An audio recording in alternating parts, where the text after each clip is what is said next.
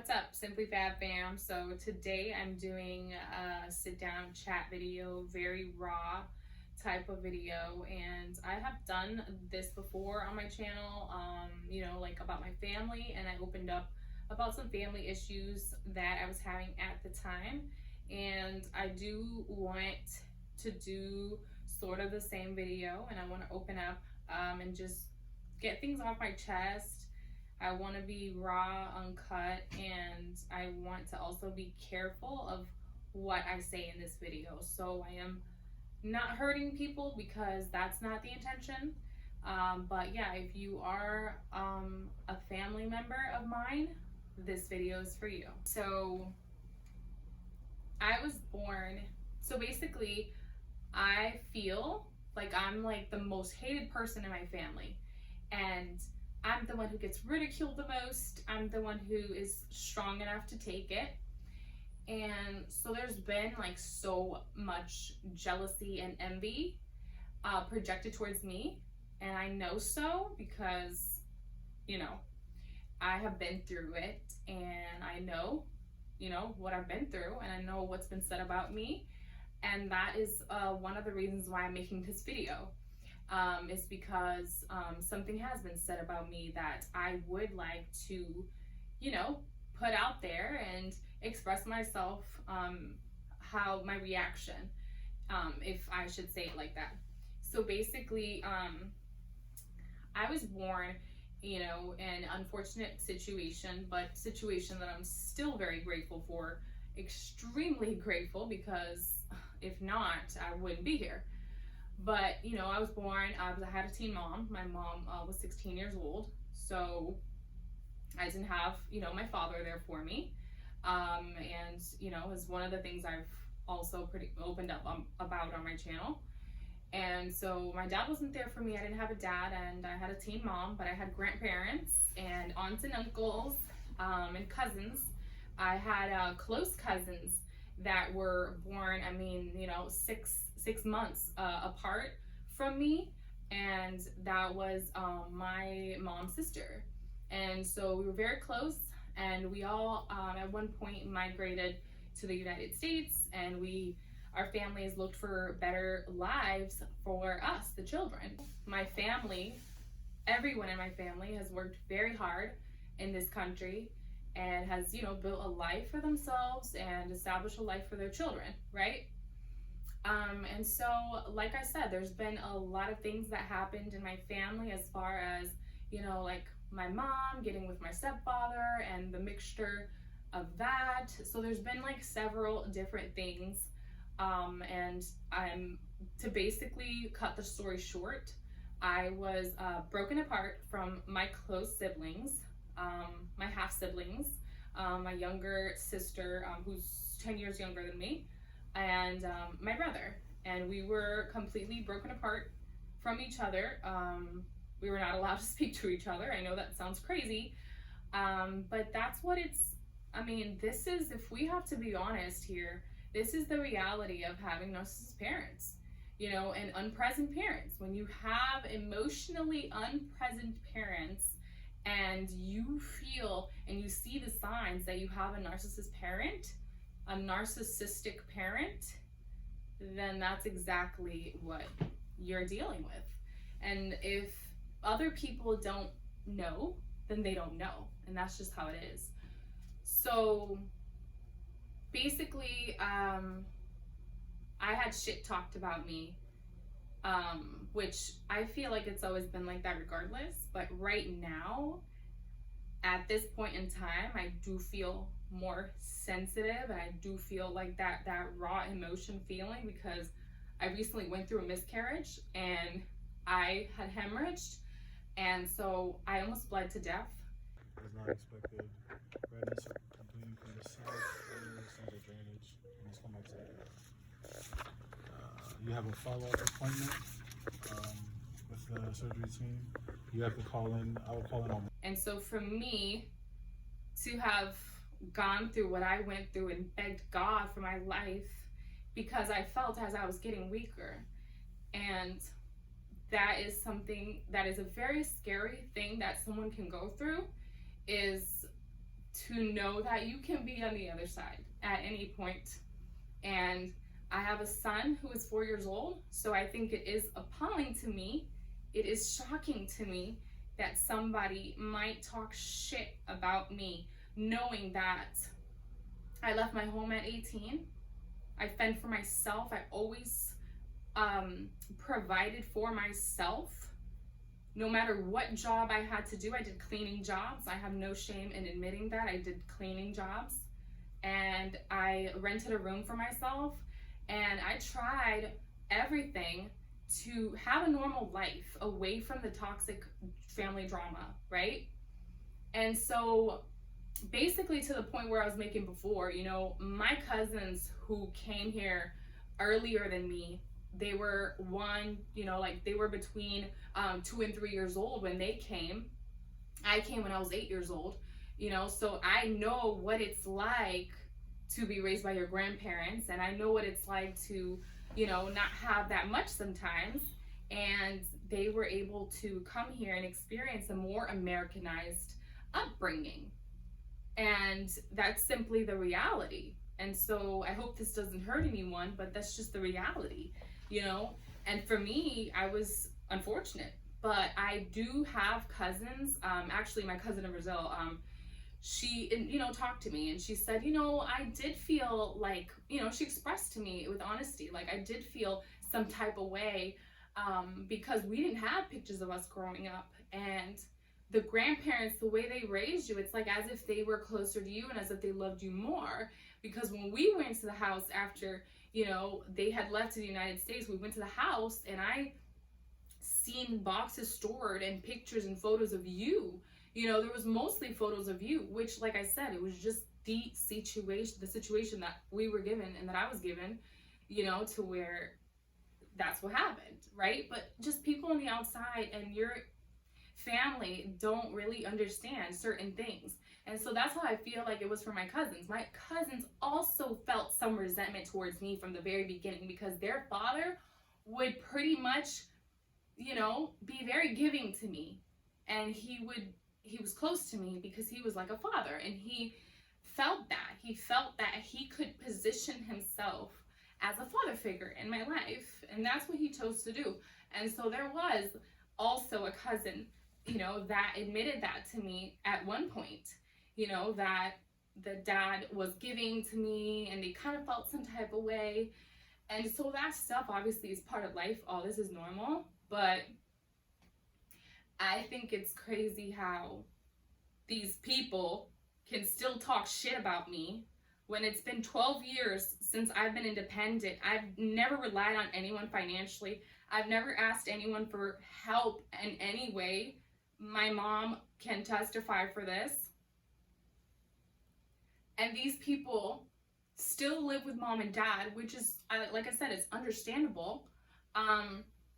You know, they say 26 million, you know, Americans moved back with their families and parents because of the housing crisis and the, you know, the market, the prices and everything. So it's like, I totally understand that. I'm not shaming anyone for their lifestyle because I don't want to do that. But if you have mom and dad helping you, you shouldn't be talking shit about anybody. You shouldn't be, you know, bringing up to someone else in the family that needs me that, oh, well, I don't like something that she did. I don't know somebody's, you know, walk of life. When you don't know what somebody's been through, it's just funny how someone can just pick up and speak. They didn't say, how are you doing? How is she doing? How is she doing? How is so-and-so doing? No, it's not about, I don't care because I see her doing well on YouTube. I see her still making videos. She's still good. Well, no one knows. No one knows yet. I wasn't ready to make a video yet about my miscarriage that I almost lost my life. And I was in the hospital again 3 weeks after with an infection in the uterus. And I had to go through surgery and all that stuff all over again, pretty much. So it's like, I need time to recoup, and I will make a more detailed video about that. But it's something that I went through. You know, it's something that I went through with the support of my husband and my son and whoever was there, a cashier at the grocery store, something simple like that. That's all the support I had. I didn't have any family member call me and say, "Are you okay? I heard what happened to you. Are you okay? I'm glad you're okay." I had strangers tell me, "I'm glad you're okay." So that's the stuff that is like, damn.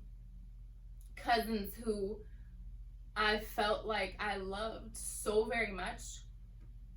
I remember one time giving up my address to do something illegal, which, like I said, only we know what that is. And, some unfortunate things happened, and I had to look over my shoulders because I chose to do that. I did. I made a mistake. I made a dumb mistake for doing that, but I was probably 19 or 20 years old, or between 20 or 22, and I made a dumb mistake. But I did it for you. I mean, I did it because we were cool like that, I thought. And never did I cross nobody that it would, and I have another cousin too. Let me just bring this into this because I think it's so important that now that I'm on this topic of shadiness and backstabbing and all this nasty stuff, since we're on this topic, I have a cousin who, we grew up together. Ever since we met, we were raised together. We had sleepovers. We would play dolls together and Barbies together. And this cousin was at one point following my son's Instagram page, which at the time was pretty much like a baby page, following that. But when I switched up the page, unfollowed that account. Okay, that was fine. I'm not sure if this point when COVID happened, if it was the point where she was following or not, I'm not sure. But I remember reaching out to this cousin because this cousin was a nurse. And I remember this cousin is a nurse. And so I remember reaching out during COVID and saying, "Thank you for what you're doing. Is everything okay? And how are things, in the hospital and things like that." And then after that, I actually needed this cousin because she was there and something twisted had happened to where, somebody reached out to me and communicated with me when they weren't allowed, which, like I said, I want to be very careful with how I choose the things I say because I don't want to put nobody in a bad situation with nobody else. But let's just say that when I found out from Instagram stories that this cousin was there present, all I said is, "Let me know. I was reached out because of an emergency. Let me know if something is okay, if everything is okay." And I was completely ignored. For what? I don't know. I still don't know. So I believe some people haven't been very truthful. Maybe truthful as to what happened, or maybe they just hate because of nothing. Maybe they're just haters, right? That's a possibility. And so it's stuff that, like I said, I've gotten over this stuff. I feel like I've gotten over it, but because it recently happened again, and I had just gone through this situation where I almost lost my life. No family member reached out. Not even my mother was here. My mother was in Mexico both times, both of my emergencies, medical emergencies. And mind you, I have a 4-year-old. So no one was there for me but my husband and my son. Nobody was there for me. Luckily, my mom knew an OB that I could reach out over the phone, that I could have, get a little bit of help. That was the positive thing that came out of that, but at the end of the day, it's still been 3 years since my mom and I haven't spoken. It has been. It's been, let's see. Yeah, it's been 3 years. 3 years since we haven't spoken. When my son was little, I went over and I dropped my son off, to stay with her. I did that. And then after that, I remember I heard from 2 sources. from 2 sources that I wasn't letting the grandmother see the child, and that was a lie. That was not true. So how am I supposed to deal with this? Compulsive liars and narcissistic people. That's what I'm dealing with. But nobody knows. Nobody knows because we don't say anything, because we don't bother anybody, because we don't call anybody. But y'all will pick up and talk shit. Y'all will pick up an opportunity you have to talk shit about me. I did something. I did something. No, you did something. You did something that you're shameful of. And then you want to make it seem like somebody else should be shameful. When no, you did something shameful. That you're still faced with to this day, and you're still dealing with it. You did something shameful. And this is how I come out. This is how I come out. People are jealous that I had no daddy and I had nothing, and I came from zero. That this is how I look like. This is what my life looked like now. They're jealous. But they had everything. They had mom and dad. They still have mom and dad. But they not fulfilled, so then they take it out on me. Because I look fulfilled. Because I act like I know myself. But they question themselves. But they have self-doubt. They have all these things that are rooted from their upbringing. But somehow, I'm the one who they're intimidated by. Because of who I am. What can I do? What can I do? All I can do is make a video and put out my feelings. Because people think I have no feelings. Maybe, who knows, right? I'm strong. I can take it. I believe this is part of my healing process. I really do. Because, you know, even with my miscarriage, I think there was something very spiritual about it.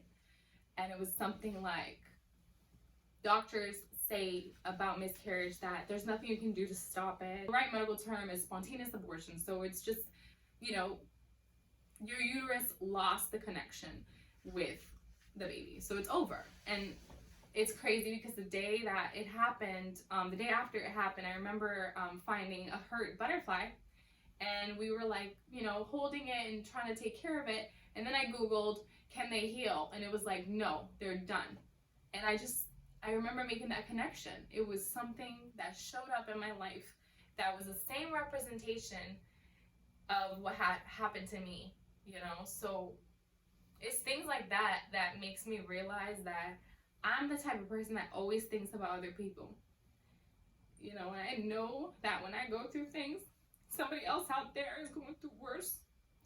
So I never wanted to be like, oh, you know, poor me, I lost the baby, but it was kind of like that. It was kind of like poor me because I have emotions. And I felt my emotions. I also felt the emotions of losing all my family members because that's what happened.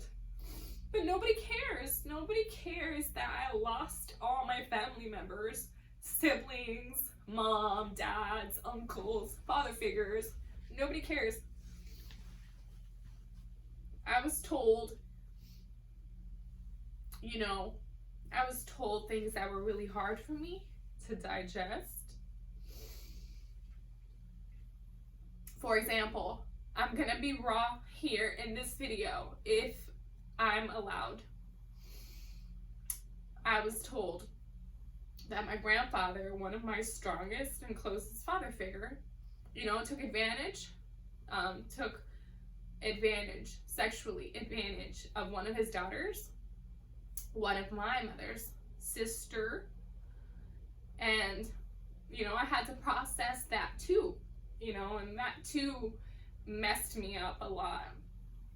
I'm shaking while I'm saying these things because I know I'm here. God has me here to tell people the truth and to open up and be raw so people can learn how to do this, because I think a lot of people, they have blockages and they're not letting emotions out. They're not knowing how to deal with it. And this is one of the best ways to deal with it, is to just talk or write it in a journal. Vent, have someone to vent. Thank God I made good friends. I met really good people. And I didn't just lose my family members, you know, like I've made friends with other moms and I still meet moms to this day that inspire me so much. Like recently I met a mom with twins, and she's, you know, going back to school and stuff like that. So it's just, I have a good life, but I've been through a lot, you know? So it's just like, I have to process things, and, you know, sometimes I cry and I tell my partner, like, don't worry about me. I'm just, you know, processing, and if I have a breakdown, it's okay. And that's what we need to do. We need to tell each other that it's okay to not be okay. It's okay to cry and let it out. Nowadays, social media has made it so filtered, and everybody wants to look good, and there's nothing wrong with that. But too much of that is not good. And if you have a therapist and you have someone you talk to and they're not telling you to take a 30-day break from social media, that's not the right person for you to talk to. You need to talk to people who are telling you to take either 1 day off, start there, and then take 2 days off, and then eventually you're going to be taking a week. And that week is going to be your mental vacation that you get to stay away from social media, because we're not meant to be looking at other people's lives. We're not meant to be consuming and comparing and doing all of these things. We're not meant to do that. So that makes your mental health worse. You know, so if that's my goal, you know, so I hope my video has helped somebody out there, and it's helped me too, you know, to let it out. And I didn't want, you know, I want to be peaceful. I don't want to be crying. I don't want to make crying videos and things like that. But I think sometimes, you know, it's good. Sometimes it's really good that people can see raw and not always see things that are perfect all the time.